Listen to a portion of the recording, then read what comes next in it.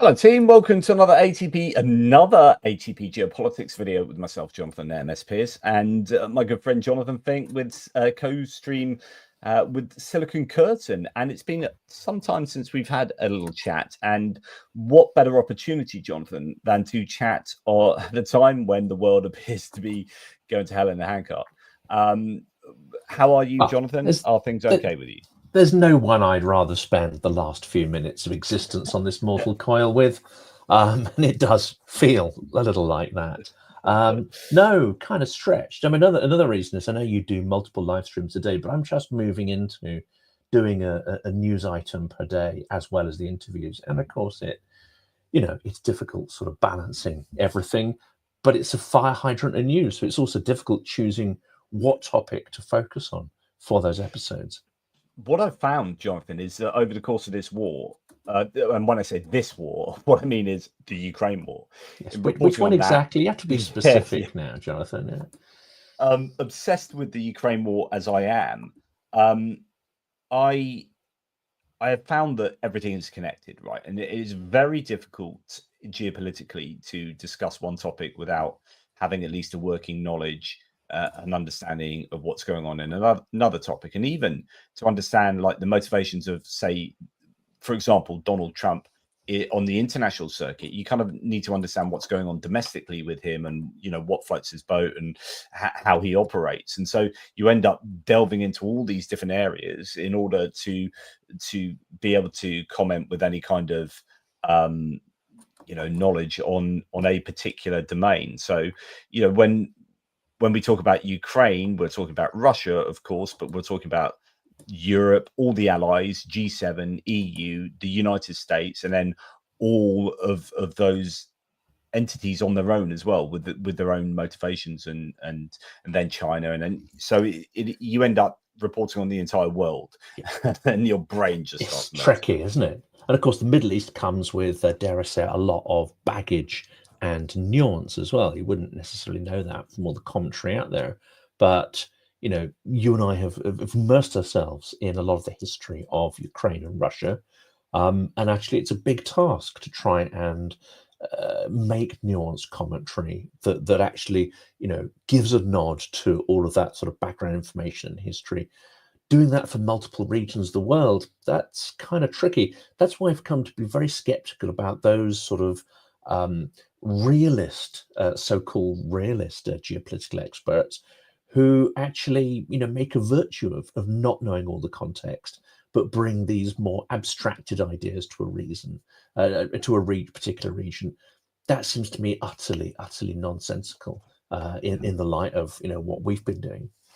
I'm presently reading Alexander Vindman, who is a US politician with Ukrainian background and a veteran. I'm reading his book, The Folly of Realism, where he is looking at realism with a very critical eye, and yeah, that's proving interesting as well. So yeah, I've been meaning for some time to do a series of a debunking series of taking particular points and then going to town on them, like the idea that NATO expansionism. Now, I know I've done lots of segments on different videos talking about these issues and debunking them, but it'd be nice to just for posterity and reference to have these separate videos for debunking the myths of the Ukraine war. That's it. And someone like Anna from Ukraine does a great job actually of taking these not just debunking propaganda, but taking some of the big historical mythologies. But it's interesting, isn't it? Because I spent the weekend with some old friends who are more interested than most in how the channel's going and so on. And one or two are very well versed in the region, read a lot of history, etc. And yet even there in those conversations, I found myself certain things people said jarred, certain things which to someone from the outside might sound very erudite, but actually when you unpack them, they're mythologies and ideas that help people sort of put a whole topic to bed. Now I'll give an example there, something like great Russian literature. So we're talking about the sort of toxicity of Russia, etc. And this person said, yes, but But Israel's got Israel confusion here. But Russia has got a very rich history of literature, strong literature, as if somehow that excused the violence and oppression. But also, I realized that these it's a kind of mythology, because for Russian literature to thrive, it had to exterminate and suffocate other indigenous literatures from the area. So it's almost like a sort of slash and burn technique, where for your little patch of greenery to kind of thrive on all the nutrients, you've had to sort of clear a vast kind of space. And it makes me think, that so much of geopolitical analysis, and indeed the media, is people reaching for these packaged ideas, packaged phrases, which might seem erudite, might seem like they have great explanatory power, but actually can be extremely deceptive and outright wrong if you start to take them apart. Yeah, absolutely. And to be honest, people don't have the time necessarily, unless you're deep in obsessed in these topics, to investigate the nuances. And so it's very easy to sink these maybe the disinformation, the misinformation, and the simplistic overviews and whatnot. So yeah, that's completely I guess understandable that someone would have those kind of views. So tonight is a night where it looks like the US is on the precipice of joining Israel. I did a very extensive live video today where I talked to people through the position that the United States has with Ukraine at the moment, which is typical, what we know. Donald Trump basically throwing the Ukrainians under a bus, but then running towards another war in Iran to support Israel. And my overall thesis, I'd be interested to see what you think about this. I was drawing from sort of Rory Stewart and Alistair Campbell I was listening to the other day, when they're saying, look, when you look at what Donald Trump has done in the world recently, he said he's going to stop the war in 24 hours in Ukraine. He's going to do this, do that, no more wars. I am the president of peace, but has been unable to stop the war in Ukraine. Putin has, I think, Trump in the palm of his hands, putty in his hands. And I think Putin is dictating the foreign policy of Trump from that neck of the woods. And Netanyahu is essentially has a blank check to do whatever he wants and is dictating Trump's activities from his point of view. And then Trump is backing down to China with the kind of taco Trump approach of so on and so forth. And the point that they were making is that the American hegemony is waning, and that other people are manipulating Trump quite easily. And in fact, people are just unsure what the United States stands for anymore and what they represent. And given that chaos and confusion, people are just pushing the envelope and potentially are going to be more emboldened to do nefarious things. And yeah, so that's where we're at, this state of waning US sort of soft and hard power. What are your thoughts? It's interesting, isn't it? Because, when we look at it in the Russia-Ukraine context, we see that Trump disbelieves or distrusts the information from his own intelligence services, certainly in the first administration, and is inclined to believe Putin. And we might say, oh, that's because he's an agent, an asset, and a blah, blah, blah. I think it's partly because he operates on a different level, in that whoever he spoke to last, and if that person is very compelling, persuasive, or even manipulative, then he is deeply affected by that. And he gets his information through that personal connection, not through written materials. What we now see is that his rhetoric changes almost 360 degrees from the sort of almost nativist, isolationist stuff, which is, and actually maybe to be commended, we shouldn't get involved in these wars, we shouldn't start additional wars, etc., to what we hear tonight, which is, as you say, rhetoric which suggests the US is about to jump fully into the conflict, we'll come in a minute to the aircraft carrier that seems to be steaming its way towards the Gulf. But that follows hard on the heels of a conversation or multiple conversations he's had with Netanyahu. So it seems he is exceedingly open to direct manipulation by powerful and strong-willed people who do actually have, let's say, a strategic purpose.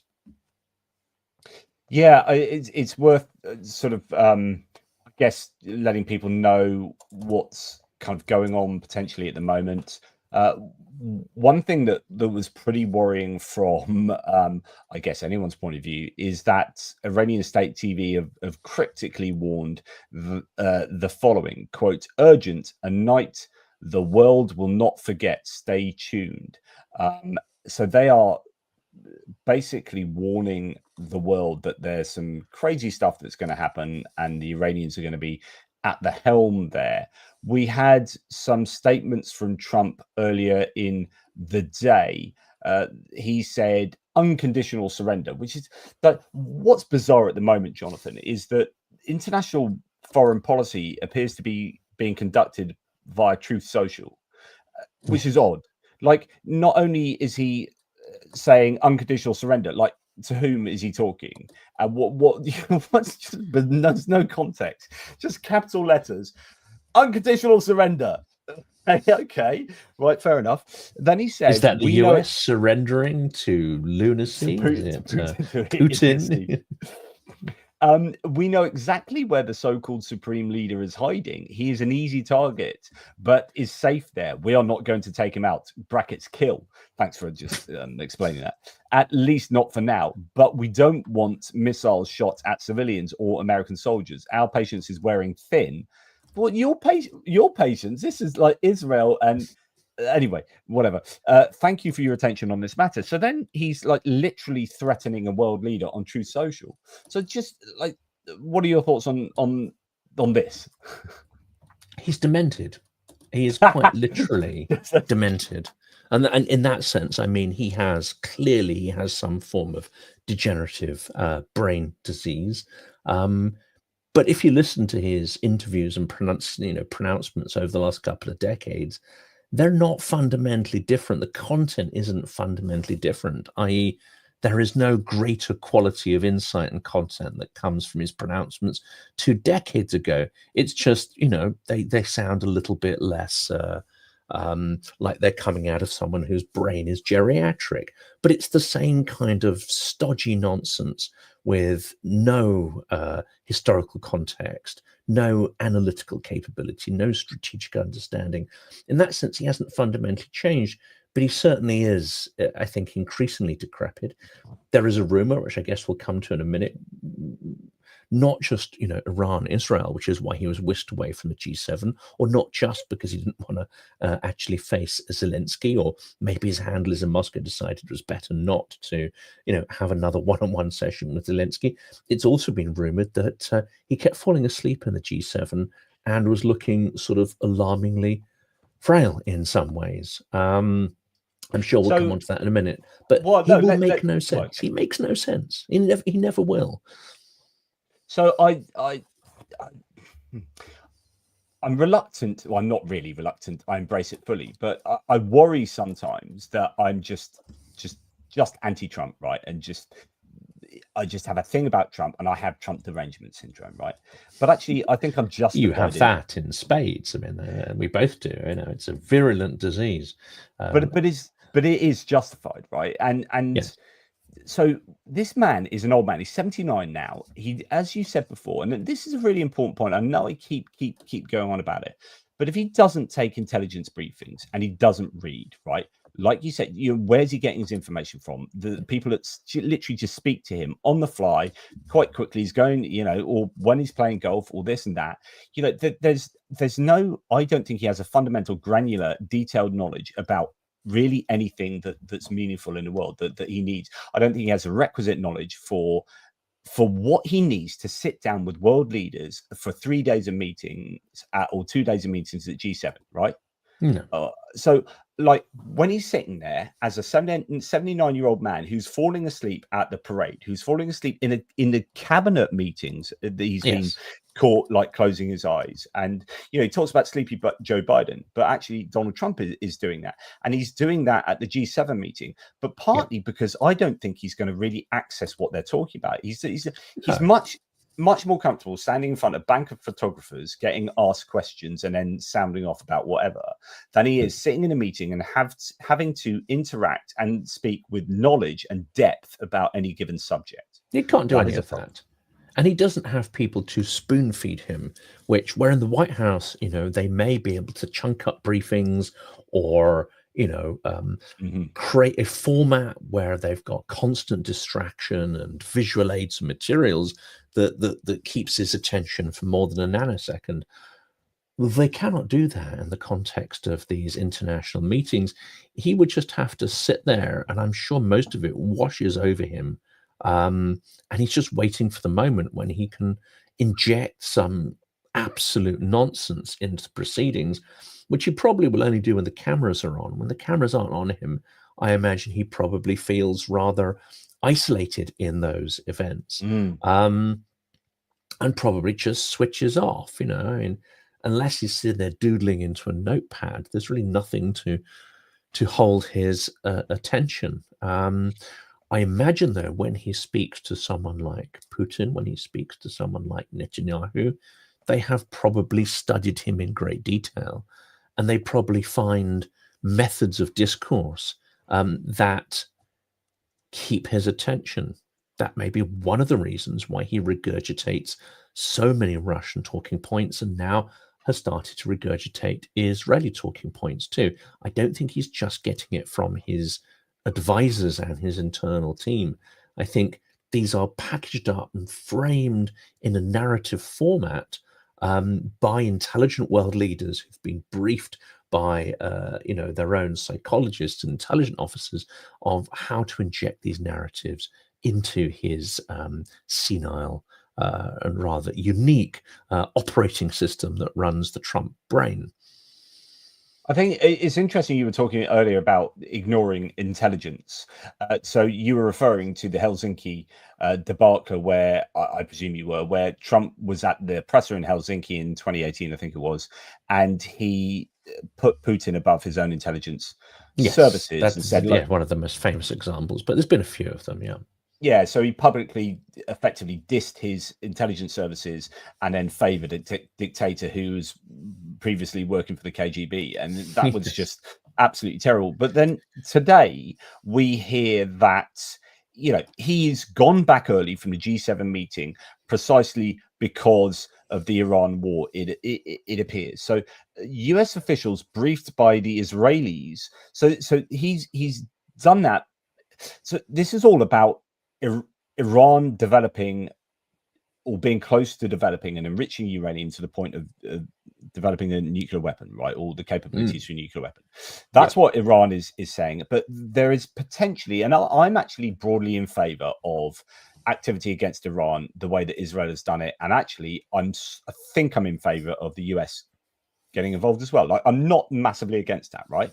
I think if there's any time for a regime change in Iran, it is now. Like you are not going to have any other opportunity, and I think they are a dangerous theocracy, right? Yeah. But there are also elements of weapons of mass destruction, Iraq style, right, where people are claiming that there's a situation that isn't actually reality, potentially. So Shashank Joshi reports from the Wall Street Journal, US officials briefed by the Israelis weren't convinced that the information pointed to a decision by Tehran to build a bomb, according to a senior intelligence official, another US official, and two congressional aides familiar with the discussions. We also know that the US previously had given a report. In fact, the director of national intelligence, Tulsi Gabbard, had previously stated that, testified in March, that Iran wasn't building a nuclear weapon, and to which Donald Trump was asked. He was asked about this on a plane, And he gave this answer. I'll just bring that here. So Tulsi Gabbard testified in March that Iran wasn't building a nuclear weapon, says the journalist. Trump then says, I don't care what she said. They were very close to getting a nuke. So there are two things to talk about here, and I'll be really interested in what you think. So one is ignoring intelligence briefings from or intelligence reports from the US in favor of perhaps the last person he spoke to, or the Israelis, or the power that Netanyahu, or the power that Israel has over the United States and the narrative. So that's a one thing. And the second thing is, and I spent a lot of time talking about this earlier today, the fracture in the Republican Party that is taking place between the neocon, old school, globalist, war hawk Republicans and the MAGA isolationist Republicans. And you're having Tucker Carlson, even Tulsi Gabbard, Steve Bannon saying, what are we doing going to war? This is the wrong thing. We voted Trump in on being a peace president and we're going to war. And you have Mitch McConnell and Lindsey Graham and all these kind of old school Republicans saying we need to go and smash Iran up fully. Yeah. So you got two things on there. Ignoring the intelligence from your own departments, and then a fracture in the Republican Party. Any thoughts on those? Absolutely. I mean, I think there will be many in Trump's base who will not appreciate if he gets involved in another war, even if it's remote strikes and even if it's a sort of one-off. I don't think this will be seen favorably by many people who voted for him. There'll be a sense of having been cheated and betrayed because they want the US to become isolationist. Tariffs are not seen in the kind of light of the sort of lunacy in the way we interpret them. They actually align and accord with some people. The shutting down of USAID, there are some people who are extremely supportive of that, that the US should sort of draw its claws in and let the rest of the world just sort of get on, for good or ill, with managing itself. Now, that is, of course, a naive point of view, but it definitely exists, and it's definitely a strong thing. This is the curious thing about Trump's policies here. You know, he's come to power based on a certain set, I think, of beliefs amongst his core base. Some of those beliefs are going to be a little bit flexible. If Donald the King decides that something is good, then on certain issues they'll go along with it. On certain issues, I think he doesn't have that flexibility to move his base along. One of those is getting entangled in foreign wars. However, I'm in two minds as you are. I mean, when the US gets involved in these things, invariably it becomes an absolute quagmire. So that is an argument for not really thinking the US involvement is going to actually bring any good to anyone. However, Iran is it's an agent of chaos. It's an agent in the region of instability and actually around the world. Just last night, and every night actually of the last couple of weeks, hundreds of drones have been aimed at Ukraine. And these are Iranian-made or designed Shaheeds. Not all of them are made in Iran anymore, but they didn't place any limitations on the weaponry and where it was to be used. They are aiding and abetting one of the world's greatest terrorists, and not just with supply of munitions, in other ways. So I have relatively little sympathy for the theocratic regime in Iran, which torments, tortures its own citizens, suppresses and kills women on a regular basis who seek, a more, let's say, sort of liberal and less oppressive mode of living. So I think it's ripe. I think we need fewer of these agents of chaos, but whether it can transition into a democracy is an open question. The example of Syria is an interesting one. You know, that regime existed, it was forever until it was no more. And then rather than the perception that everyone, if you'd asked anyone a year ago in, geopolitical circles, or all the people who are now terrified of a Russian collapse, for instance, they will also be terrified of the consequences, the chaotic consequences of a collapse in Iran. They would have said the same in Syria, that there's no way to transition to Assad, to something else, because you'll have, a patchwork of warlords, endless chaos, death, and it might be far worse even than what we've got. Absolutely not. I mean, these people are making up stories for themselves. They are making up fantastic stories based on, I'm not sure what historical examples, but based on their own preconceptions. But also these stories are a rather convenient way of absolving themselves of responsibility for dealing with evil regimes, for taking action, for taking any kind of responsibility. And I think it works rather well when it comes to Russia. You know, we can't possibly let Ukraine beat Russia. We can't possibly let Israel topple the Iranian regime, because what will follow will be far worse than what we've got. That's a story. That's a made-up story. It is not factually based or scientific in any possible way. The fact is, it could go multiple ways, none of which you can predict with any certainty. And it may end up being relatively bloodless, and what replaces the regime may be infinitely better than what currently exists. But Yeah, it does take a leap. On that point, Kevin Force says, I hope I'm wrong, but I don't think we will get regime change in Iran without boots on the ground. Iran is 3 times as big and twice the population of Iraq. Perhaps we'll be greeted as liberators. No, I would disagree, Kevin, because I think there's enough people protesting within Iran. You know, there is an appetite, I think, a considerable appetite from inside Iran that would precipitate a regime change quite easily without there needing to be boots on the ground. That's my general opinion, but you know, I could well be wrong there. I don't think it's an equation of population either. It comes down to the threshold number of people who are willing to protest the regime, and I think it comes down to how distributed they are. You know, if this is just a threshold population in the main capital city, then it may be that this is not enough. But if you have a high threshold of protesters in provincial towns and you know, capitals of different provinces, as well as the capital, then that could be an absolute trigger point. So I don't think population per se really sort of is the guiding thing here. Remember, Belarus is a much smaller country than Ukraine, both geographically and in population terms. Its revolution failed, whereas Ukraine's revolution succeeded. Interesting. But I don't think boots on the ground. I mean, this is one area where you do not want to be putting boots on the ground, right? You should not have US troops anywhere near it. Yeah, no, I don't think that would happen. Yeah. No. So on the point of this fracture in the Republican Party, I find this absolutely fascinating because it is kind of isolationism against sort of globalism, I guess, or I don't know, maybe neocon, whatever you want to call it. And you have so on the one hand, I was quite convinced that Trump had this cult of personality where people would follow Trump wherever he went. But actually, you've got a few now saying, no, I'm not going to follow Trump to war.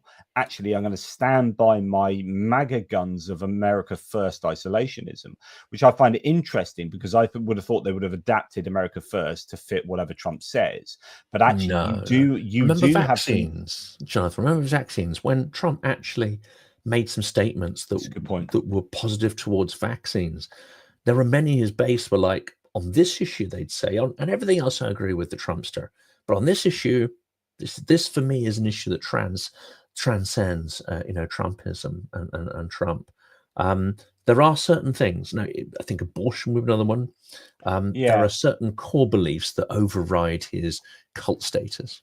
But I do think that there will be a lot of the base who will also go with him, because actually, I was saying in my video earlier that if the US like joins in with Israel, and we can talk about what ways the US can support Israel.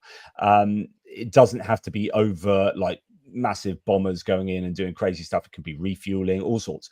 But if the US does go in and help, and Trump goes, hey, we've won, look what we've done, imagine there's a complete military success for the Israelis with the Americans, then that will give ammunition to the USA. And there's the idea of MAGA Americans, or any American really, that you want your country to be like, you know, to be able to flex and be sort of, scare quotes, proud of them flexing, right?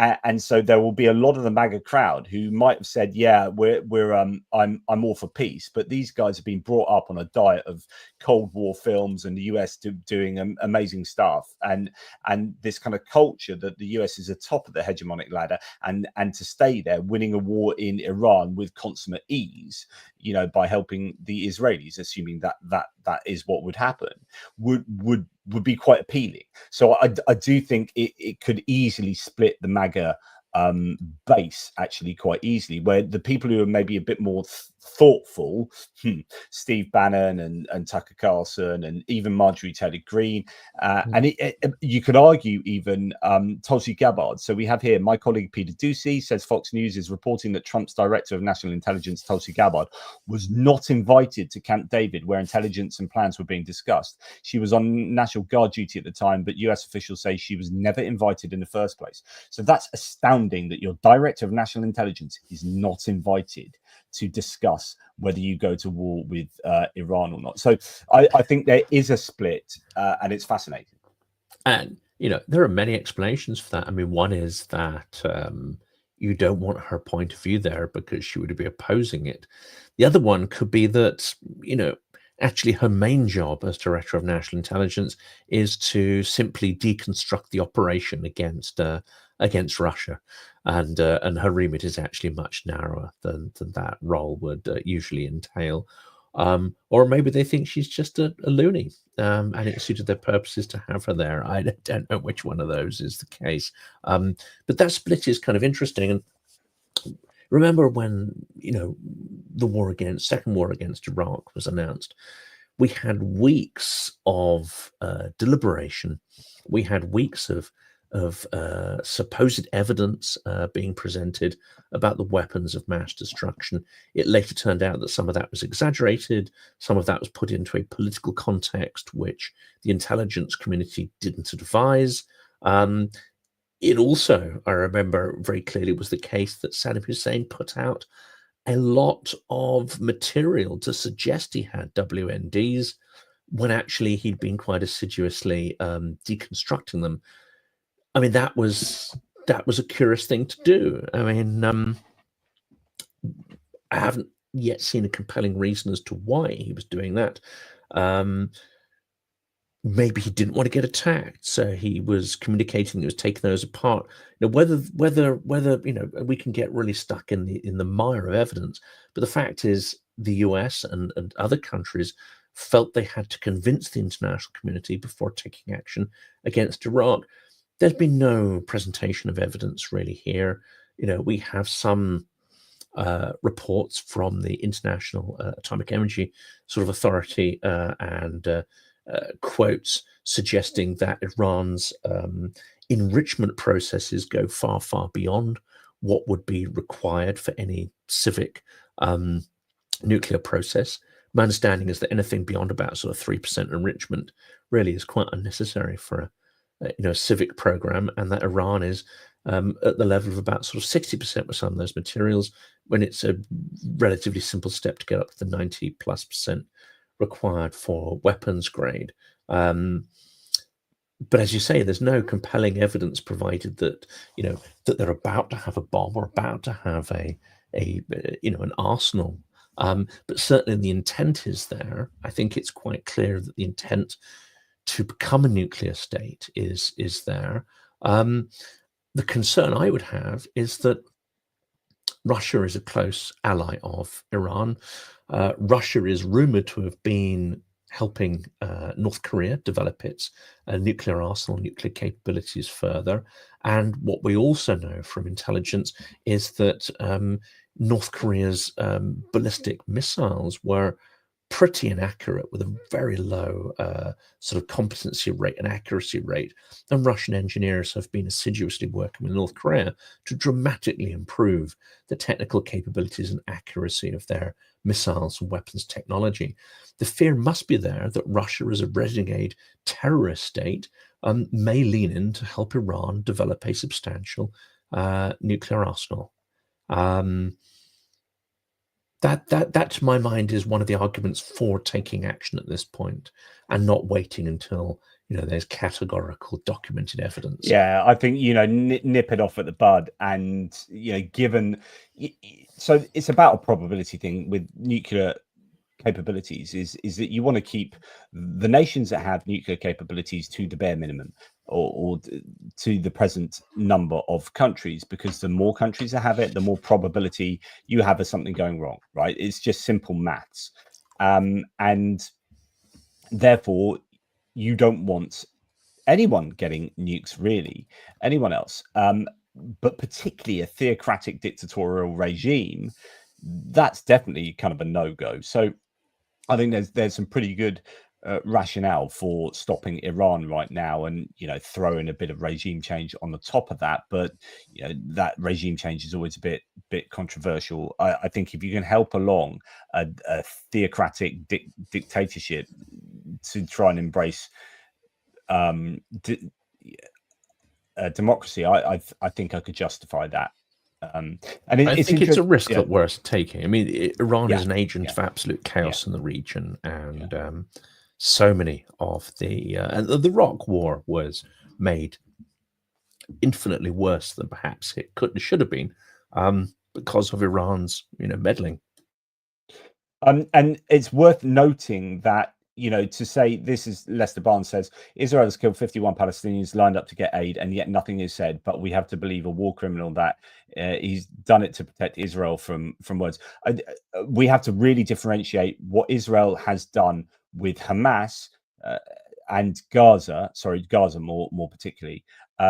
Differentiate that from what Israel is doing in Iran. So I think we can be nuanced and say, look, I broadly agree with what's going on in Iran, but actually find what Israel have done in Gaza genocidal, and I completely disagree with their approach there. Yes, and I to be clear on that one, I was unsure right at the start of their operation, because the label genocide was used almost immediately by many people, and I think the threshold for using that term is quite high. And the attack on Ukraine, which almost from the start, well, actually from the start, has had the hallmarks of genocidal assault, and meets almost all the criteria. I think it became clear, a few weeks into Israel's assault on Gaza, that it was ticking many of those boxes that would define it as a genocide, and it's certainly multiple war crimes and whole layers of illegality there. I think there's no Yeah, question there. It's worth just saying that to the audience, that's my yeah, position as well there. yeah. Interesting. And it's also looking at the rhetoric of people like Ben Gvir and Smotrich, who are two people in the Netanyahu administration who are despicably extreme and genocidal. And when they are saying, well, there's no one state solution, there's no two state solution, well, then what is the solution? It looks like a final solution, doesn't it? It looks like the solution is that Palestinians don't exist. Well, they do exist, and they're there, and that's where they live. Okay, so you are going to either kill them all or forcibly evict them, both of which are genocide. Like, there is no other option here other than genocide, given that you are refusing to accept a one state and a two state solution. And so, I think that is a problem. But then it gets confusing, or not confusing, it gets muddy, because whilst trying to kill Hamas, they've killed all these civilians, but they also have decapitated Hamas, right? And they've decapitated Hezbollah, and taking out both those proxies in the region has enabled Iran to then be so successful in hitting. Is enabled Israel to hit Iran head on and be as successful as they have, because they've not been having to deal with the crap over here, and have gone in and been very precise and completely overwhelmed the Iranian defenses. And that's partly because they've been so successful in taking out these guys here, although the taking out of these guys here has involved genocide. And that's, life is difficult. We love blacks and whites and real definite moral evaluations, but actually, life is grey, full of greys, and very confusing and murky, and sometimes there aren't simple answers. I think that is absolutely the case, and especially, and I had this conversation with, I think the younger generation, that sort of TikTok generation, really struggle with nuance. And I had this conversation with someone who was in their, I would say early 20s, and he was intrigued that I was so immersed in the war against Ukraine. He said, "But isn't it the case that you know the Middle East is actually really simple and Ukraine's really complicated?" I'm like, no, you have to reverse that. There's an awful lot more nuance and baggage and history to the Middle East, thousands of years of it, in fact. And what Russia's doing is, yes, there's also history there, but it's morally far less ambiguous. Having said that, I think Israel didn't define clear aims or strategic objectives to what it's been doing in Gaza. And within those ill thought through or defined aims, it has shown absolute callous disregard for civilians. I think there's been no effort whatsoever to protect civilians from harm, to try and shield them from their operations. And I think if those operations do not have a clear, achievable objectives, and you project that into densely populated urban centers, you are criminally remiss in any case, because you've structured an operation which is almost guaranteed to inflict massive suffering. So I think both in the planning and the execution, you can level the argument that Israel is heavily involved in war crimes. However, I do not subscribe to the idea that this was unprovoked, or that it's an inevitable result of kettling the Palestinian population into the territory. I think people have a choice as to whether to try and go down a peaceful route or not. And at every stage of the peace process over decades, Palestinians have chosen violence over peaceful methods, have chosen attack over any kind of conciliation. So the Israelis could be forgiven for thinking. In fact, both populations think this is a point I borrow off Yuval Noah Harari. Both populations believe that the other wants them annihilated. And one could say that's deeply paranoid, except there is evidence for that. And it's likely true that a substantial part of, or a part at least, of each population does actually want to annihilate the other. So it's sort of, the paranoia is there, but it's also founded on a certain reality, unfortunately. And what do you do when someone is minded to erase you? What do you do? And that actually applies to both sides. There's interesting comment, I don't know if you've seen it, from Chancellor Friedrich Merz from Germany, who said today in an interview, Israel is doing the dirty work for all of us.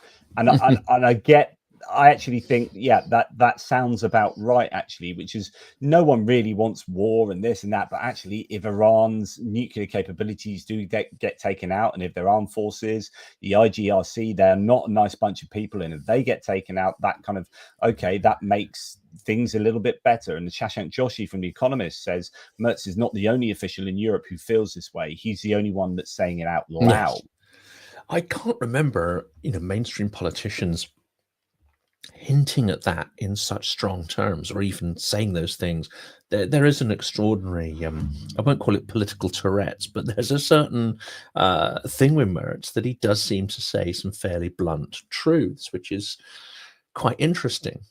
We haven't fully seen him deliver upon some of those blunt truths in relation to Russia. And, there's no sign of Taurus, whether that is his choice or whether he's restricted by the coalition is not exactly clear, or restricted by his own sort of military, who say that those missiles are required for Germany's defense.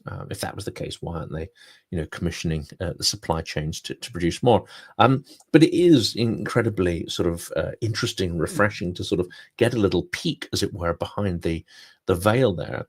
And I think there's a lot of truth in this. But as you said earlier, I don't think the nuclear capability is an imminent or immediate threat. So what's the real benefit of Iran being destabilized, or even the regime falling? Well, it won't be able to export the sort of terror that it's been exporting over decades, and it won't be able to export instability to other countries and other regions. You, for a period, may not have Iran that is, trying to play this zero-sum game with other regions, especially the West around the world. And what it would also do is take out a key ally of Putin. Imagine Syria and Iran falling within a year of each other, two of Putin's allies. Imagine the level of paranoia in the Kremlin as these regimes topple that were thought to be sort of internal and invulnerable. Interesting comment here from Kid Jersey saying Trump seesawing back and forth because he loves the attention and it makes him feel tough, although he's never been in a fight. He acts like Israel needs his help. Meanwhile, the world just laughs at him. So this sparks in me a thought that, how much of assume that the US does get involved, right? And they do go and help Iran. How much of that is a decision based on strategic calculations by Trump, and how much of that is based on, I could get a win here and I might look really good? Do you know what I mean?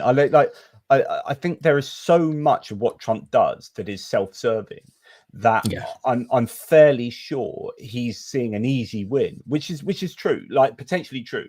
So yes, if you jump in on Iran with Israel and it's Israel keep dealing out the punishment to the Iranian armed forces that they are at the moment, and if the US get involved, you think that will just gather momentum, then that's like a scare quotes easy win.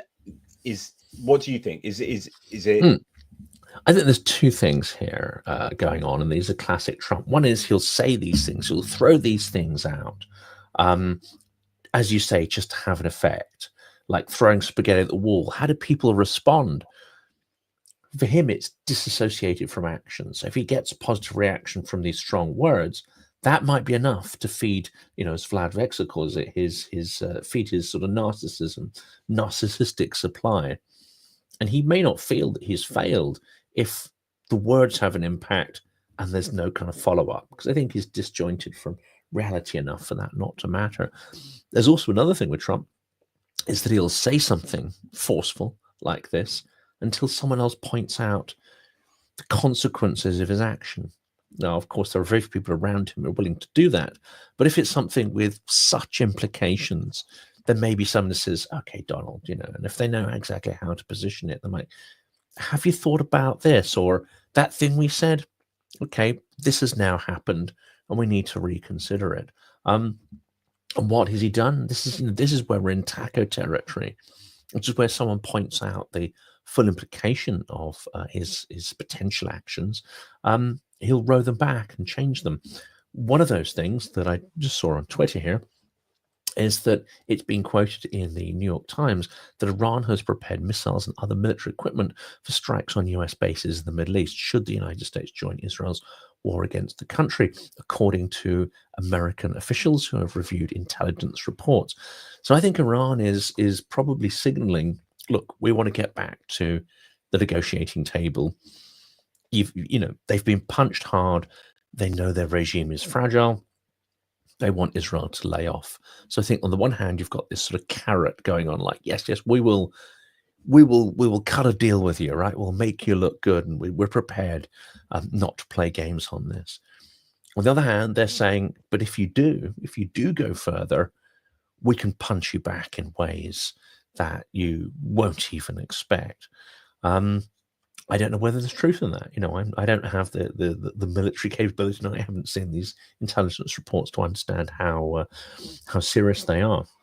But I think this is interesting. So this is in Twitter. It's Shashank Joshi, who is defense editor at The Economist and a visiting fellow at the War Studies Institute at KCL.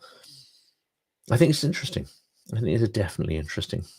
Changing the topic slightly here, I find this announcement quite interesting in the live blog on The Guardian. Iran's supreme leader, Ali Khamenei, has posted a message on Twitter about the ongoing conflict with Israel, a message that comes after US President Trump said he had no intention of killing the Iranian leader for now. Citing a verse from the Quran, Ali Khamenei wrote, quote, "Help from Allah and an imminent conquest," Holy Quran 61:13. "The Islamic Republic will triumph over the Zionist regime by the will of God." To which the Israelis will say, "Well, we're the chosen ones of God, and I'm going to invoke this verse," and it's just like, my God's better than your God. But of course, being of the Abrahamic faith, their God is the same God. And so, what do you do? What do you do? It's a civil war, basically. But there you go. I just thought I'd bring a bit of theology into there. Well, not really. I brought it in and then dismissed it fairly quickly. So the question might be next at how might the US help Israel? There's a lot of talk about these bunker busting bombs. They are, I believe, the GBU 57 bombs, which can come in anything from like £2,000 to like £30,000 or something ridiculous like that. And there's this idea that the US could provide them to, some people are saying they could provide them to Israel, but actually they can't, because you need to, I believe, release those bombs from B-2 bombers only. And therefore the US would have to provide the bombers. Do the US provide just refueling tankers? There are some claims that actually that's how Israel have been operating already, because with their own fleet of tankers, they wouldn't be able to have done the sheer volume of sorties that they have. So there could be a lot of post hoc rationalization from the Americans by saying we're going to get involved now when they've actually already been involved. That's fairly typical. But yeah, so who knows how they're going to help out? There was the USS Nimitz on the way. There were tankers on the way from Europe, American refueling tankers, and it would be interesting to see what other nations. I know the British have sent planes out there, but I think we've got a carrier group somewhere in the Indian Ocean or something that at the moment is not getting involved. But yeah, there are a number of ways that that the US, I guess, can help, but I don't have any more information on that. No, I mean, as you say, it would require specific types of munitions, which the Israelis may well not have access to, as well as the delivery platforms of those. They will have, and according again to the Atomic Energy Authority, the centrifuges and some of the key equipment actually will be in reinforced concrete bunkers. They'll need really to really disable the capabilities that Iran is developing. It won't be enough to destroy the sort of surface factories and so on. And even then, it's pretty large complex, and only 2 buildings were hit. So even the surface strikes, I think, will have not caused a tremendous amount of damage. And this is an interesting question, and would the US simply focus on those sites, in which case it may be a very surgical, limited involvement, or like the Israelis, would they go further? I mean, Israel has really tried to repeat the Hamas / Hezbollah attack, like the pages. They've really tried to decapitate an experienced level, an entire layer of Iranian leadership, and thereby, prevent the country from effectively striking back, because it's scrabbling to fill these positions with far less experienced people. My bet, if I was a betting person, I'd say the US is really 50-50 here at the moment on whether to get involved. But if they did, it would be relatively circumspect and only focused on the nuclear sites. I would also bet that Netanyahu is not going to let up if he feels the Iranian regime is struggling, that it's brittle, and that there's a chance it'll fall. He will keep pounding it if he thinks there's a chance it will topple. That'll be my bet. Yeah. Michaels, thanks for this comment. And I think you gave a donation to the channel the other night, right at the end of the live stream. And I thanked Michael Vuchar, who's another supporter, instead of you. I got the name wrong. Just so sorry. Thank you. So thank you, Michaels, for putting that straight. And you were talking about the beepers there, and that's a good time to bring this in. Israel hints at a major escalation. You'll see surprises that make the beeper operation look simple. So that's a pager operation. So this is an interview on Merit TV this morning about the ongoing war. Israel's ambassador to the US stated, "We've pulled off a number of surprises. When the dust settles, you're going to see some surprises on Thursday night and Friday that will make the beeper operation almost seem simple." Now, if that is true, like there could be, I mean, there's already been some pretty astonishing claims about what Mossad have done on the ground.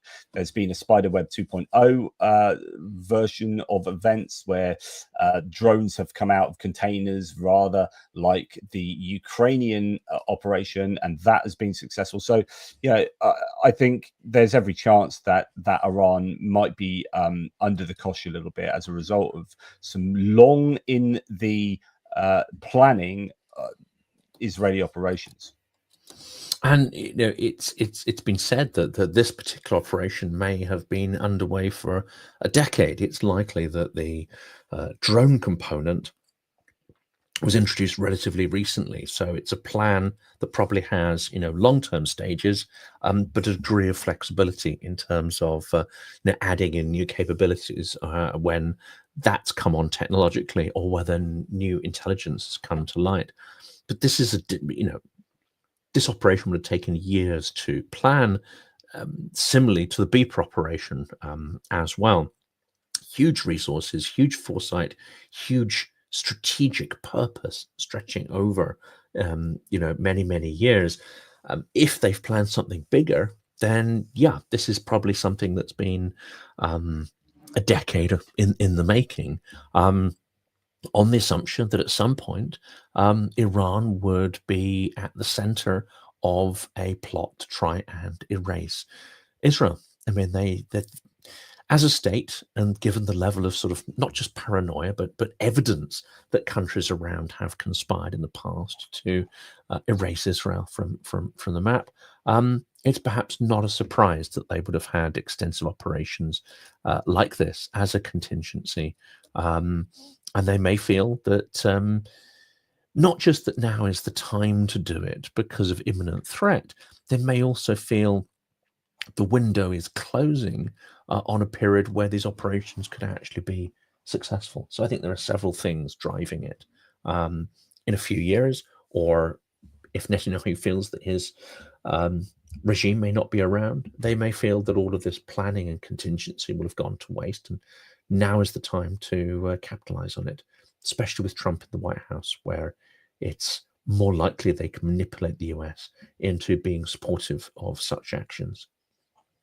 Yeah, I wanted to bring this in earlier. I thought it was quite interesting that Donald Trump left the G7 early to get back to the US because of the issues taking place in the Middle East. And he was due to meet Zelensky today, and that unfortunately didn't happen. And that would have been an important meeting. It might have been a meeting whereby, just like in the Basilica in the Vatican, Trump might not have had all the people around him like he has at the Oval Office. And so you get him actually listening to what's going on in Ukraine and hearing it from the horse's mouth, and you know, that recency bias, that proximity bias that he often has, could have been good for him to speak to Zelensky, and alas, that didn't happen. But I like the fact that they just put Zelensky in Trump's seat around the G7 table. It was like quite a I think it was pointed anyway. I don't know whether it's intentionally so, but I just thought that was quite nice. I think these things are rarely happen by accident. Absolutely. Yeah, absolutely. So yeah, it what's a shame? I don't know. I think it is, yeah, it is probably a shame for Ukraine that the Iran-Israel conflict has flared up to the point that it's going to distract away from Ukraine. And there's a G7 meeting today, and of course the horrific strikes on Ukraine overnight would have had much more purchase, I think, on the international media than they probably did, because Iran and Israel have taken up all of people's kind of thinking. So do you think that this conflict will be at the expense of support for Ukraine? I'm not sure. On the one hand, it already has been, because those 20,000 sort of fuses or components of air defense missiles were diverted from, they were intended for Ukraine, they were diverted to the Middle East. We now know that that wasn't explicitly, a standalone decision to punish Ukraine. And it was based obviously on prior knowledge that such a strike was coming. But certainly it shows where the prioritization lies. Israel, the Middle East scenario, in the US strategic mind, certainly has far greater priority than Ukraine or its civilian population. Europe needs to step in, obviously, in that case. Whether they will or not is the open question. And all the symbolism of putting Zelensky in Trump's seat is all very well, but Zelensky isn't playing card games or musical chairs or any other kind of nonsense game. He's trying to get the material he needs to prevent his country being erased and civilians being killed. So, yes, well done, everybody, but just do something real rather than playing these visual games. But it's quite clear that the US doesn't prioritize Ukraine. There's no question there.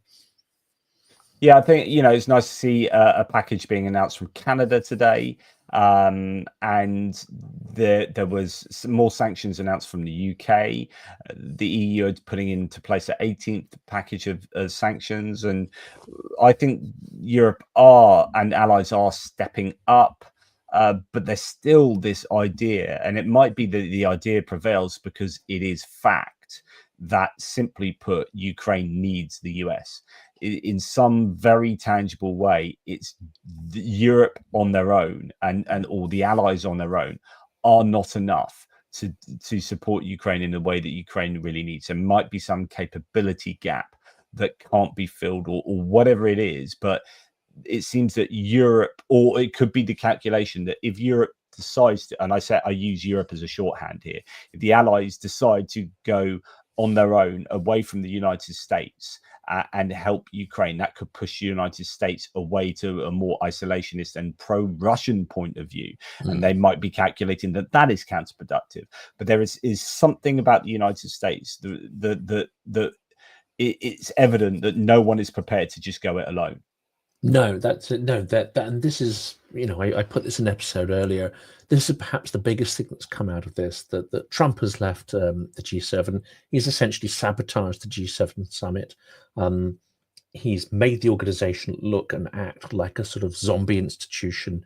It seems to be superfluous and powerless and incapable of any kind of leadership decisions, especially when the US withdraws, consensus from it. That is deeply, deeply concerning. It also suggests the coalition of the willing is dysfunctional. We've had Starmer, who initially was sort of strong on, the idea of sending peacekeepers into Ukraine. He has now categorically come out and said that there can be no British so-called peacekeeping force without US backstop and consensus of the US. Does he not see the reality here? That is never going to happen. The US is not going to provide that ever under this current administration. So I think there's a deep level of delusion. There's a deep level of managerial mindset and inaction, and there's a total absence of strategic thinking, even when it comes to the very survival of Europe itself. Merz is the only person talking anything that remotely resembles a leader, and yet we're still awaiting the actions that correspond with those words. So it is deeply, deeply disappointing. We still continue to have countries announcing, their own individual packages for Ukraine, and to an extent, there's a little bit of coordination, and to an extent, many of those packages are initiatives of those individual countries, and not part of a sort of coordinated strategic approach to this. But let's turn to the other thing. I don't think it's intentional that the US is sort of letting all this happen or going to get involved in this in order to influence oil prices. But Trump has blocked sanctions, or is trying to block further sanctions on Russia. He's trying to prevent Europeans from coming up with a common policy on that. He has blocked the lowering of the price cap on oil to $45 from $60.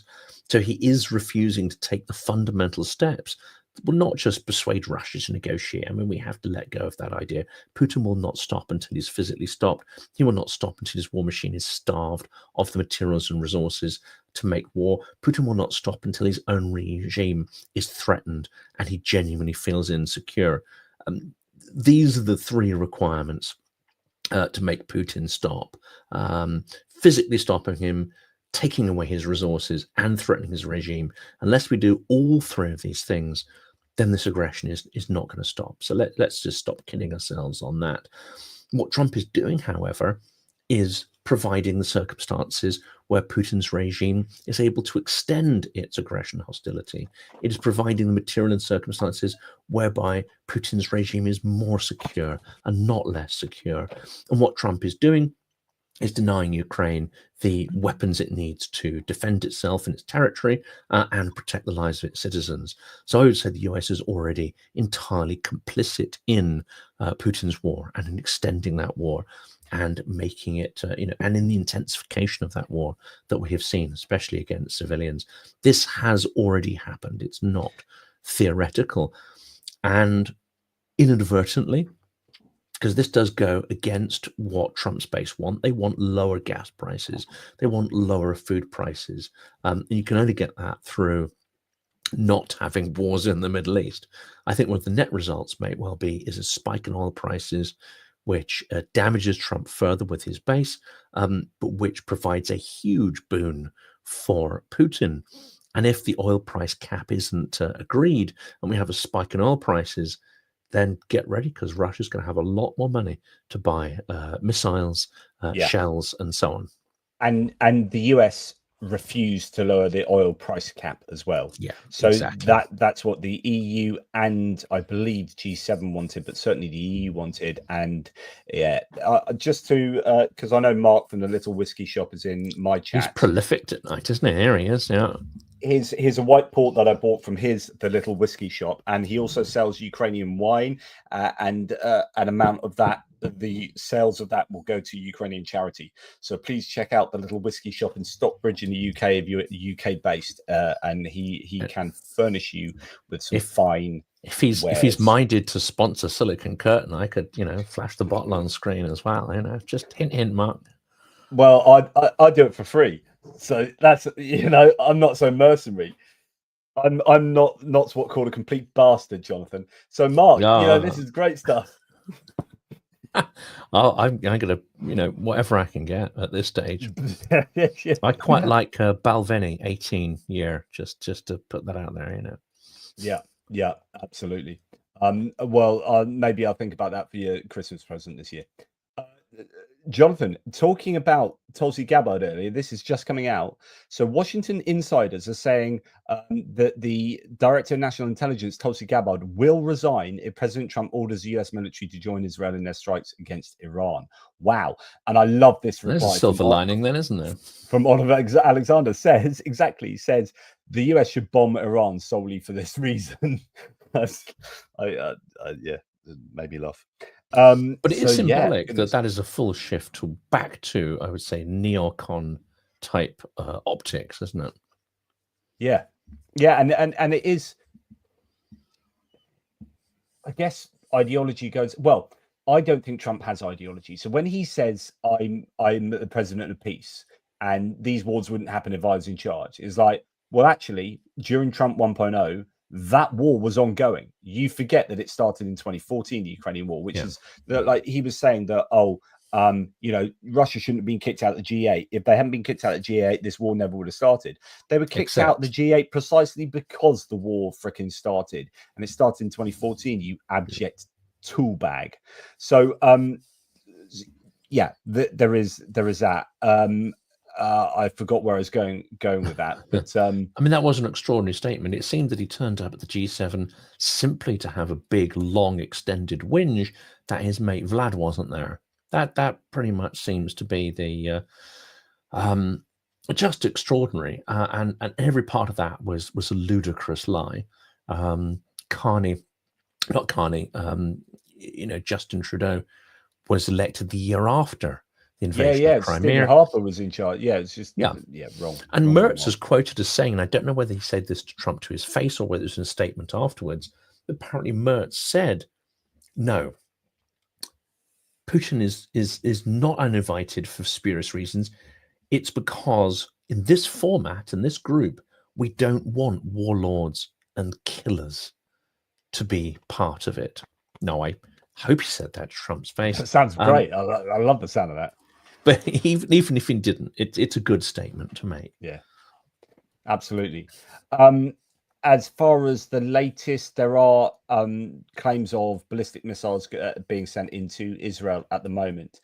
And it's worth remembering that while I've talked up Israel's military ability against Iran, Iran still does have, although I wonder about the launchers, because the Israelis have been absolutely hammering the launchers across Iran. But Iran does have supposedly 1,800 ballistic missiles or something like that. I don't know how accurate these numbers are, but they do have a lot of missiles they can throw into Israel. Israel's a small country, and protecting from ballistic missiles is very difficult, even with the Iron Dome. We've already seen ballistic missiles get through. We've already seen some significant damage being done by the Iranians. So, it's not to write off the threat that Iran can still pose to Israel, but I'm fairly sure that they have been restricted. I mean, the sheer number of commanders they've had killed is absolutely staggering. And then they had their commander-in-chief for the armed forces killed, and then they appointed someone else, and he was killed 3 days later. It's absolutely incredible what Israel has been able to do, given that they are such a relatively small country. They pack one hell of a military punch, and obviously they've had a lot of backing from the United States for an awful long time. But yeah, it absolutely does. And apparently the trolls are very active on this one. I mean, that's one of the reasons I tend not to cover this story. I mean, apart from the fact that I have far less background in this area than Russia, Ukraine, and I don't speak Arabic or Hebrew. I think it's important, to me, it's important to dive into areas where you have a little bit of you can talk authoritatively and guide the conversation. I don't have that background in this one.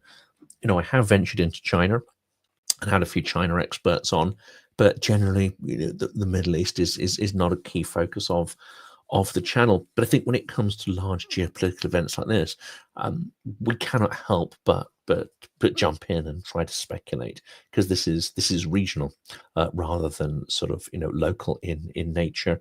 But it's also incredibly divisive, and we see this in the comments, and we also see the attention of trolls really show how divisive this is. Now, Russia is not going to be happy if Iran is targeted or taken out. I mean, what do you think Putin's going to be trying to do to dissuade from Trump from taking further action? So do you trying to work out what Putin does with regard to Iran is interesting, because obviously they signed this bilateral military agreement. It's not quite an Article 5 like they've done with North Korea, but they do have an agreement with Iran, and there was some rumors earlier today that they have disavowed the agreement type thing, but I don't know anything about that per se. But Putin's in a difficult position because he is allied with Iran, but no one likes to back a losing horse. So if it does look like Iran is in a spot of bother, then it's another embarrassment like Syria for him. I don't know. Yeah, it's just interesting. If I was Putin, with Putin's kind of intentions and background, what would I do? in terms of Iran. And there have been rumors that he's trying to get hold of the weapons, Iranian like Shahids and warheads. It's like, oh, you're getting buggered. Oh, really sorry to hear about that. Because I know that we're supposed to be helping you and whatnot. But we can help you by just taking all of your arms off you and using them. That'll be fine. Yeah, absolutely. Well, I just to let people know that that Jack Fretwell has been removed from the comments because he's posted hundreds of comments. Half of them seem nonsensical, half of them have a trolling character. But if anyone else thinks there are other people that think should be put on the naughty step or timed out, do let us know. I know you have slightly more active, how should I say it, sort of defensive measures against troll activity. Yeah, I have some comments. great mods who help out. So thank you for any mods who are active in my stream. So thank you. We do less of this on Silicon Curtain. Having said that, I should just plug here as well. In the description of the video, there is a link to one of the fundraisers we're doing. So that is, I think I've put the Car for Ukraine one in there. And we are trying to source more of these 4x4 vehicles. So it's worth mentioning there because these are incredibly important to help Ukrainians remain resilient. And we know that actually some of these vehicles that have been sourced through these campaigns have gone to the front, have actually been hit, that actually the servicemen and women in those vehicles not only survived, but survived with minimal injuries as well. So incredibly important pieces of kit. They're not just lifesavers, they're also helping Ukraine to survive and hopefully helping it towards victory. So if you're minded to help out, please check that out in the description of the video. Likewise for myself. So here's the Sun and Sunshine trucks, Car for Ukraine. I haven't really talked about this an awful lot. We are just fundraising for one vehicle out of all of these because we're gearing up for a Jiggers Poor campaign that JR's arranging. But yeah, all I can say is that as long as the ATP Geopolitics channel sits above Silicon Curtain in the list, then I can die happy. That is fine. As long as JP gets to beat JF, that's all that matters. It's fine. I'll let you have that. I'll have that little victory because it's all for Ukraine. I don't feel bitter about that at all. Let you have your little triumph there, Johnny boy. Can I just say thank you to Tremors? It just got halfway through the last live stream. That, by the way, I don't want to blow my own trumpet or anything, but that live stream that I did earlier was really super important. And it packs an absolute bunch of information and I think sets up everything that's going on at the moment. So if you have a chance to finish that, Tremors, especially that last bit where I talk about the fracture in the Republican Party, please do so. I think it should be worth your while. Put me on 1.5, 1.75 times speed and you'll get me sounding like a chipmunk, but you'll plow through it. So also US versus Iran almost got 2025 geopolitics bingo. Yep. There's no shortage of content, right? Goose, thanks to have you on board again, Goose. We've already chatted today already.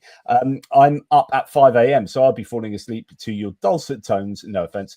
Tomorrow is payday, so here's another 20. Thank you. That's really kind of you. I think going for those deep bases would be the right thing by the wrong person for the wrong reasons. That's a good way of putting it, Goose, which is assuming that you're talking about the Americans hitting bases deep in Iran, but doing the right thing, but the wrong person doing it for the wrong reason is probably a good summation of what's going on there. I like this comment here by, oh, I know you're going to jump a comment there. Before I lose it, Tom Firmby, and this is something I wanted to say earlier, he said, Israel doesn't need manpower. They're in no threat of being invaded. And I find this extraordinarily interesting because so many of the newspapers immediately the last couple of days are like, this is going to escalate into regional war. We're going to blah, blah, blah, blah, blah. And they reach again. This comes back to what we said earlier. They reach for sort of stock phrases. They reach for stock concepts. But if you look at the map, how is it going to be a direct and physical war when they don't share a border, when it's highly unlikely that the countries in between would facilitate armies to cross so they could, directly confront each other?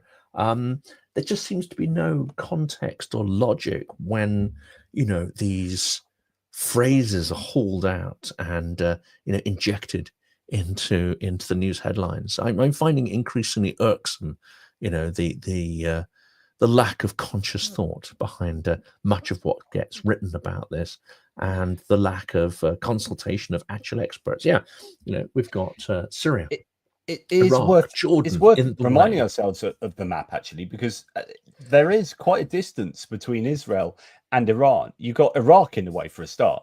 Yes. So yeah, it is going to be very difficult for any kind of. And I mean, this is a war to be won by distance munitions and Yeah. high tech and the air force of either It's an side. interesting question as to where the jets are flying. I don't know categorically, but we do know that Israel was, curiously, it seemed at the time, flattening Syrian air defense capabilities after the revolution and Assad was finished. You know, they went in there and they basically massively Yeah, they degraded did. Syrian air defense. Now, again, this could be in preparation for just such an operation. Mm. They may not have known the time or the date, but of course, you know, flattening obstacles in Syria is rather a good way of then being able to overfly potentially northern Iraq and get to Iran. Well, Iraq have complained that Israel have used their airspace. I presume Jordan would be fine with it, and Saudi Arabia would probably be fine with it. So there's probably kind of this movement around there.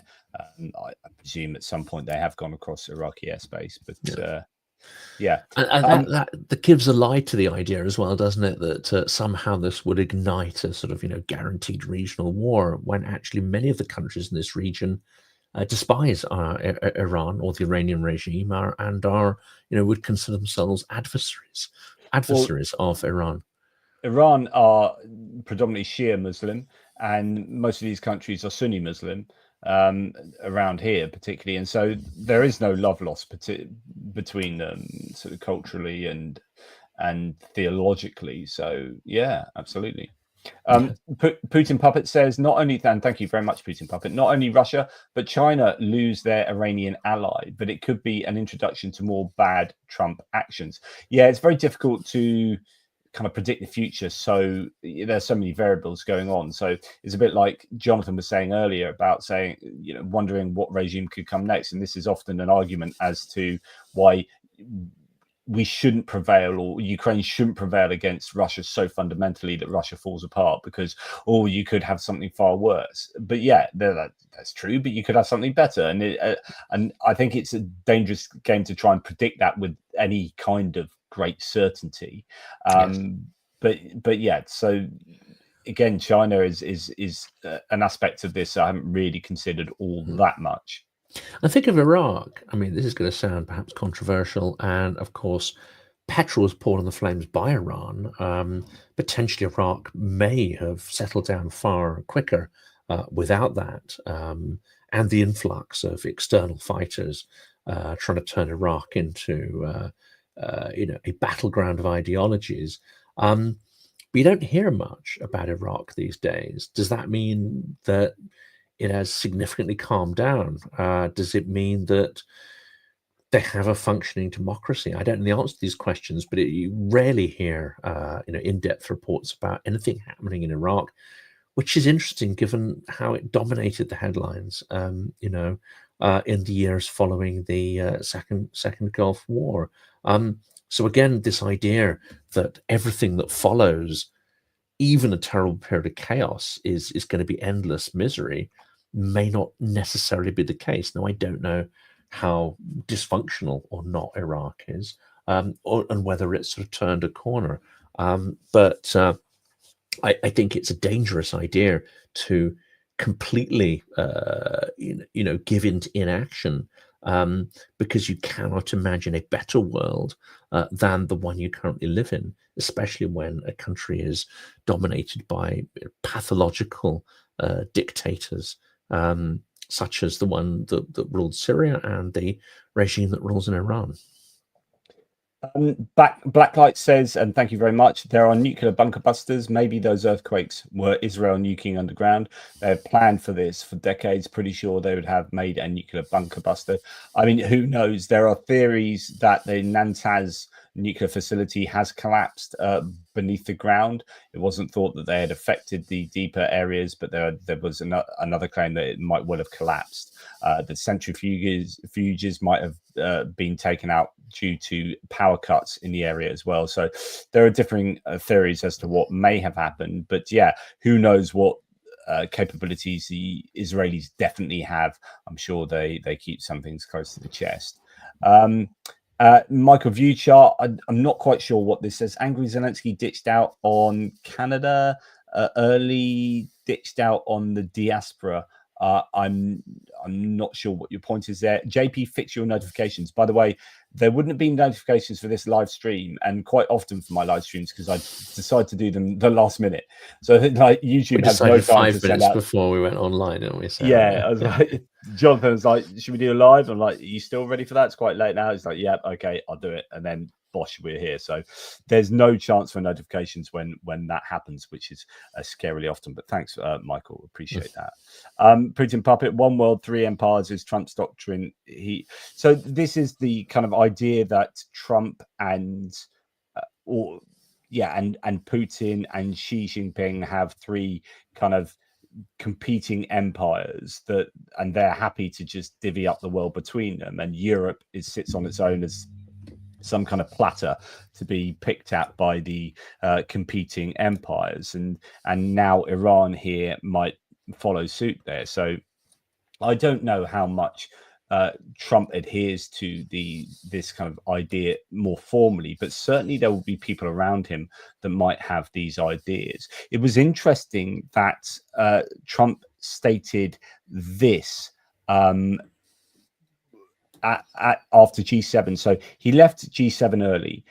Emmanuel Macron then said that he's left to announce that Trump had to go to sort out a ceasefire.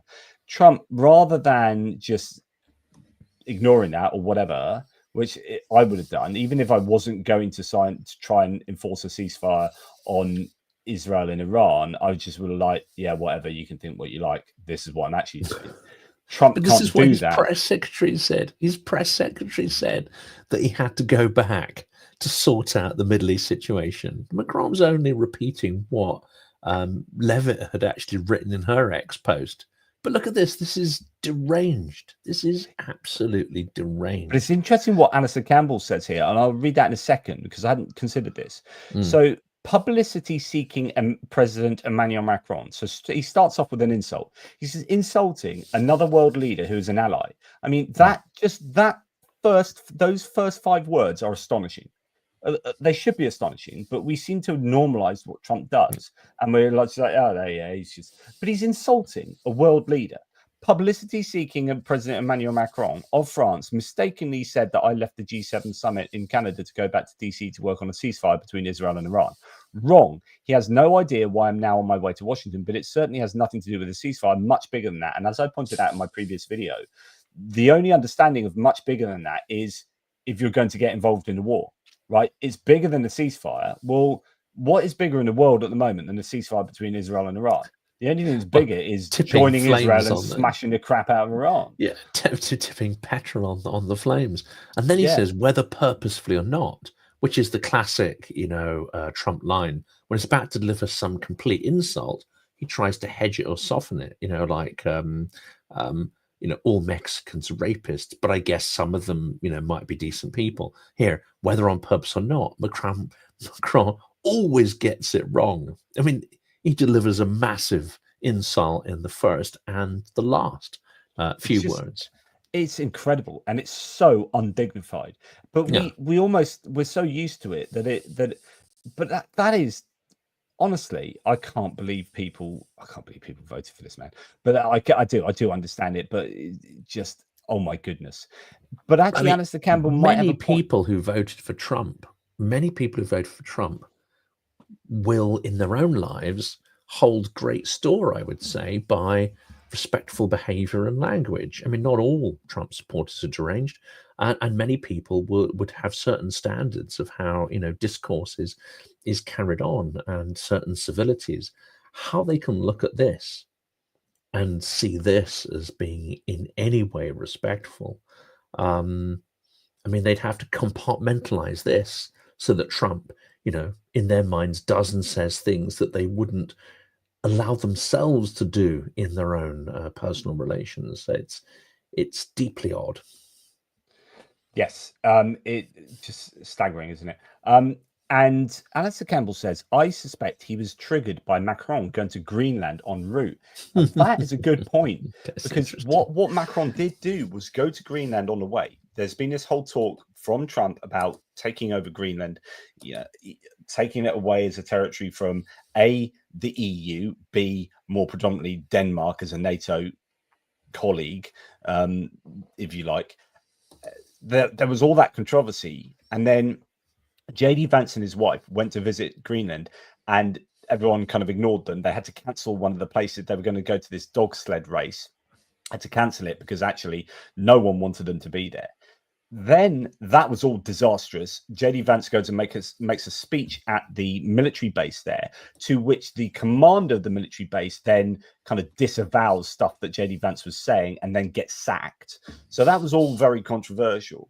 And then Emmanuel Macron announces he's going to go to Greenland, and he was met like with flags and stuff, and he, warmly received. Then goes on to Alberta to G7, and Trump will be thinking, "You bastard." That I can imagine that didn't sit well with Trump and his lot. So it wouldn't surprise me that kind of publicity seeking may well be that. Yeah. Good point. Yeah. I didn't even make that connection. Yeah, absolutely.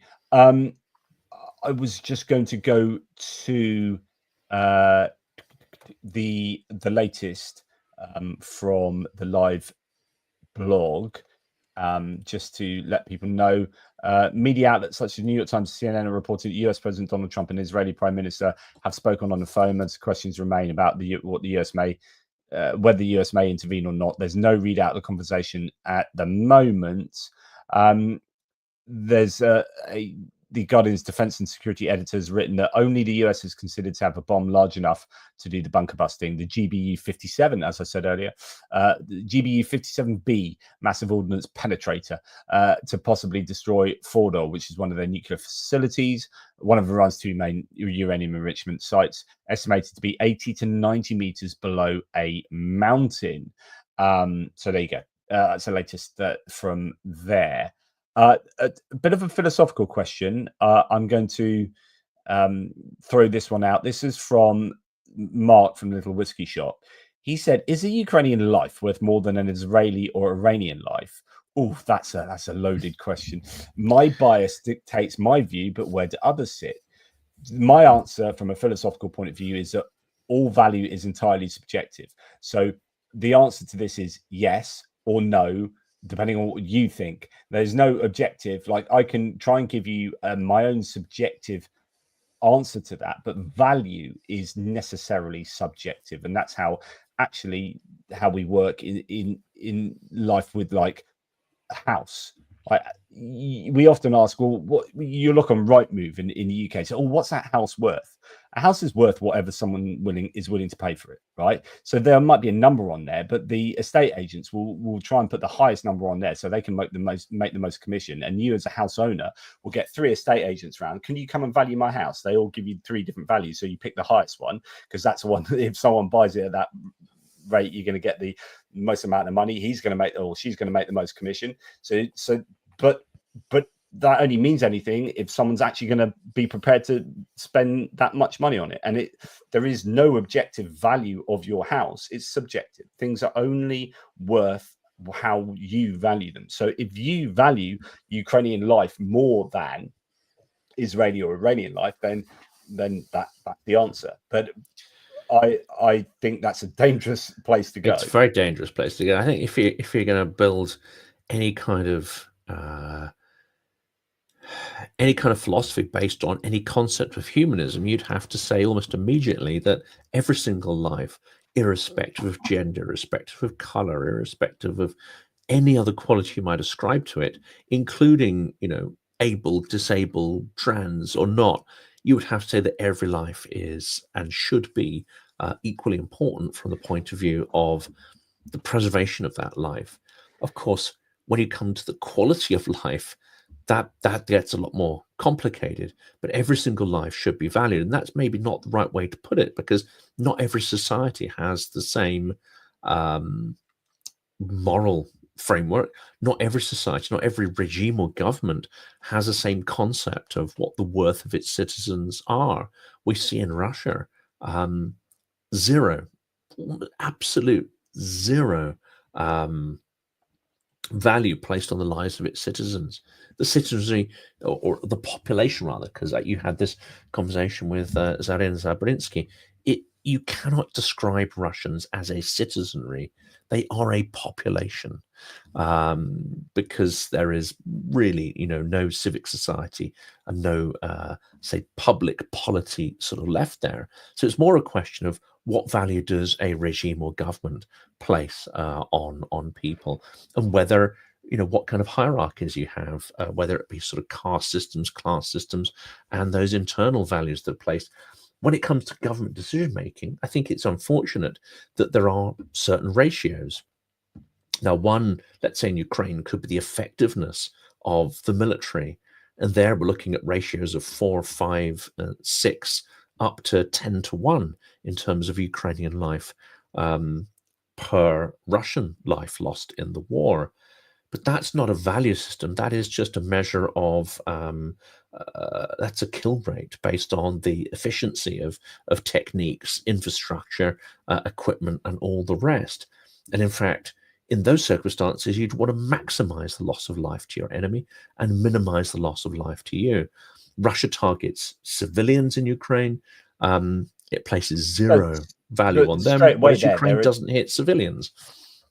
But just from your own country's point of view, you already value your own citizens' lives more than the opposition. So there is, but and the point here is that I'm sure Mark is just being honest with himself by saying Sophie's choice. You put a Ukrainian, an Israeli, and an Iranian, and you're only allowed to save one of them.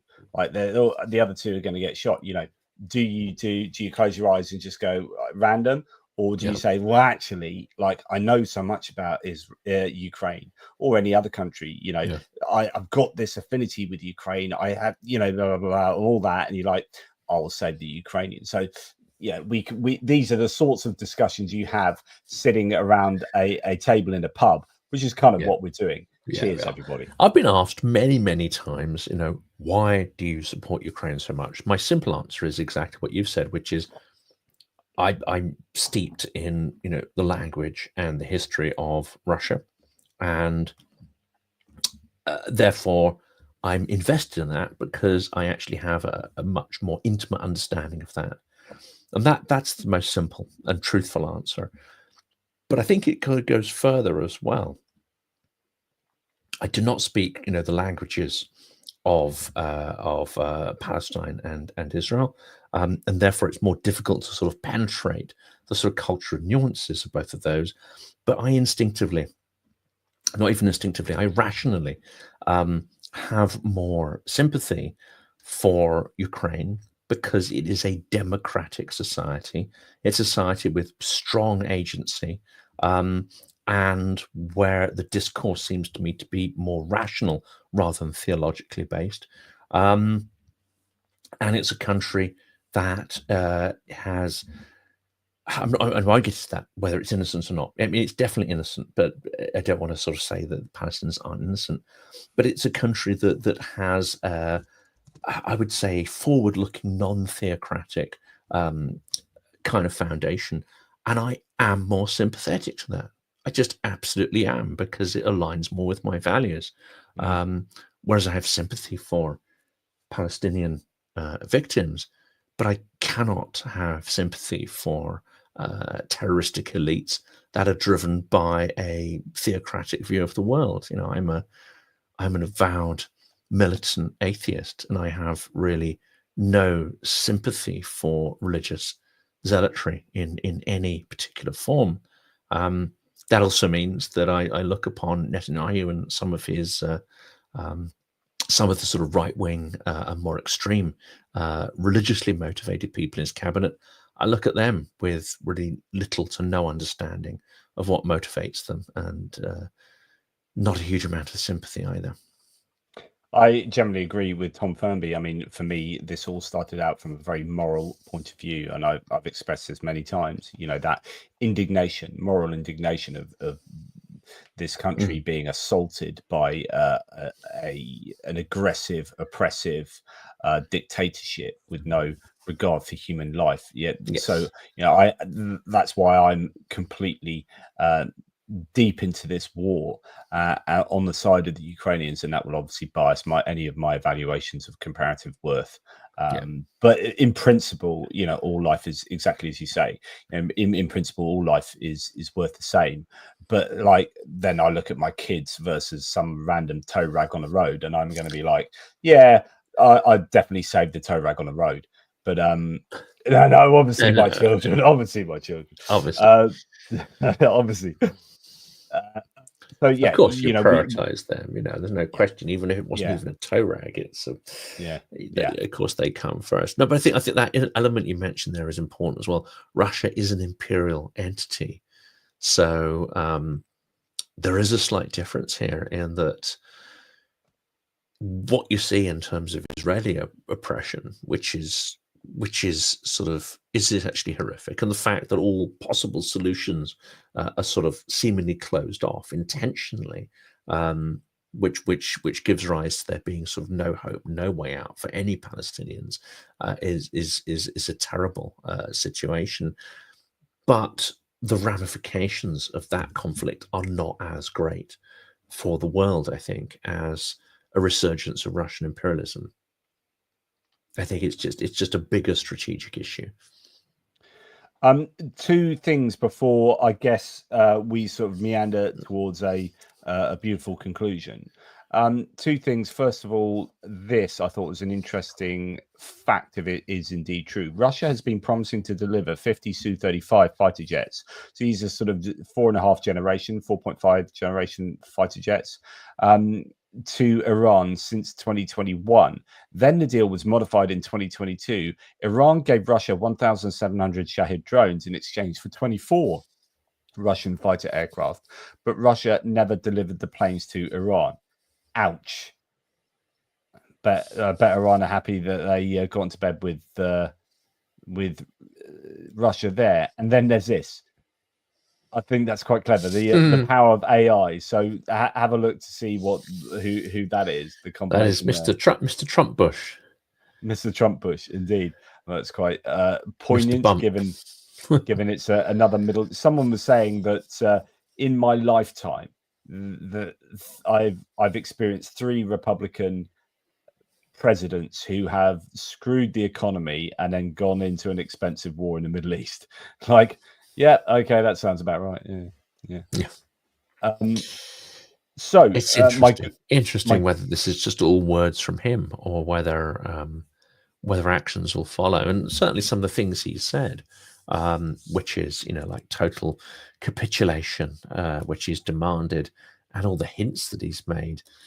Is he, you know, how is he going to pull back from those if nothing happens? The other issue, I think, is that the US shouldn't be pulled into a war without congressional consent. Otherwise, it just looks like a dictatorship. And I'm sure the legality dictates that. I mean, that's what, you know, senators like Bernie Sanders and Chris Murphy, and even Republican lawmakers as well, Tom Massey, have talked about how, you know, in fact, the 2 of them are introducing bills to make sure that Trump doesn't do that. And whether you disagree with the war or whether you disagree with the US joining in and supporting Israel or not, either way, a democracy like the US, I hope, is still a democracy, and the unified executive theory hasn't quite yet made Trump a dictator. And if it is still a functioning democracy, then it needs to be up to Congress to make that decision, because the United States is not facing an impending existential threat here, as far as we can understand. There is no emergency whereby Trump has to make a unilateral decision, and so therefore Congress must be the deciding factor here. Yes, absolutely. Of course, the US does have not just vestiges; it has substantial parts of its democratic infrastructure that theoretically are still there and could provide some pushback. And this is maybe one for our next discussion. There's breaking news that another US lawmaker has been arrested and manhandled in the full glare of the cameras. And Absolutely shocking. That was, he was accompanying people to the courthouse for immigration. Yes. Yeah, for immigration procedures, and he was. Yeah, that looks pretty bad. It looks bad. It follows on the news of the U.S. senator that was handcuffed last week. No, these are counter arguments to say that actually the U.S. is becoming increasingly dictatorial. Not just in theory and practice, but also it is not embarrassed to use the optics of that very publicly. I.e., it's losing any sense of shame in the face of these. And I think that's, when dictators sort of hide these things behind closed doors, it's bad. When these are done in the full glare of public attention and the regime doesn't care, that's extremely worrying. I think we should touch upon that certainly when we speak next. And another topic I think we should touch upon, which has been brought to the fore by what's happening in with Iran, are all these hints that leaders of regimes are not immune to being targeted as well.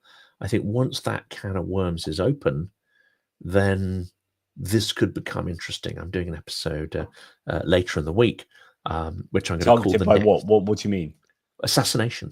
Yeah, right. If the idea that the key leaders are not immune to that, that means that, I mean, who could be next?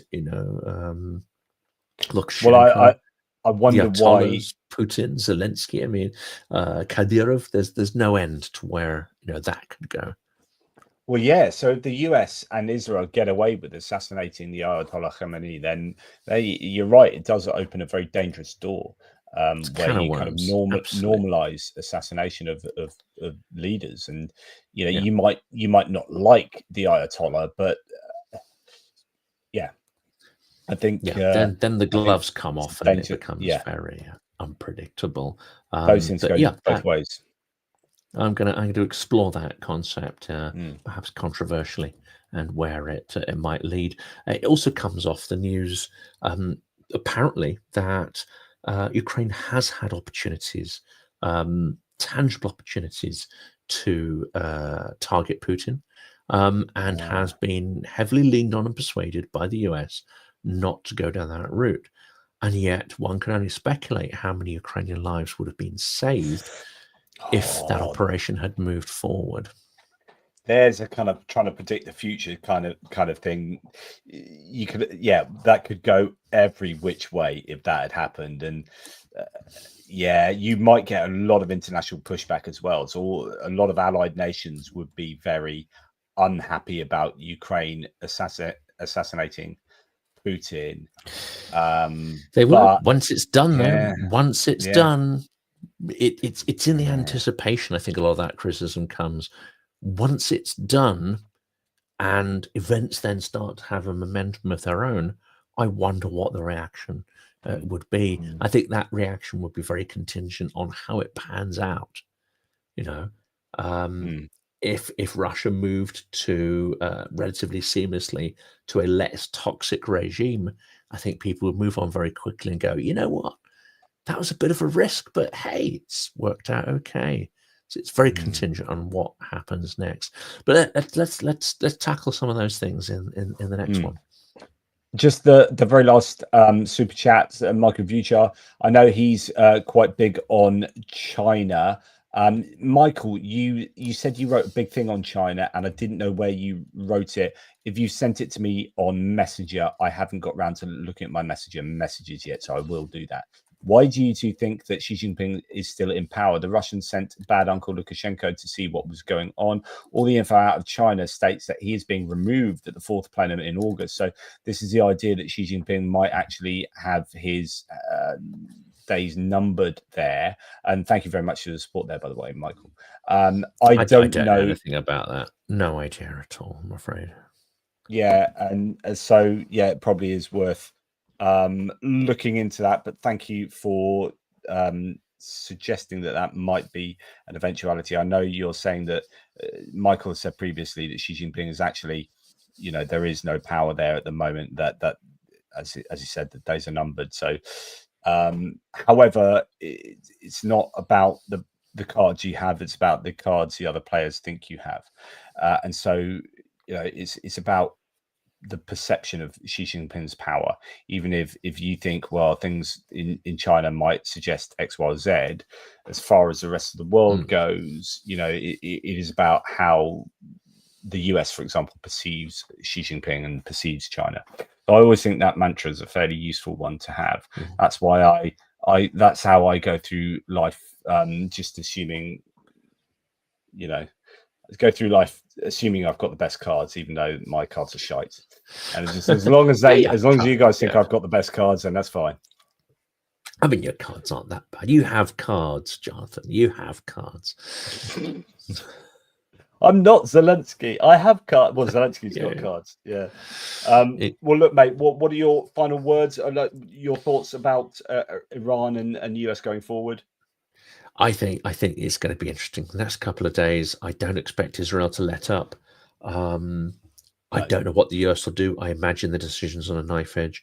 They will be looking at social media. They will be looking at reactions to MAGA and even people within the administration. So I think what Tulsi Gabbard has come out with is probably quite important, actually. And I don't think they will ignore these signals. Trump has thrown a lot of strong words around, but he's well known for retracting and tackling. So I think it's all up in the air at the moment. But no, Israel is like a dog with a bone.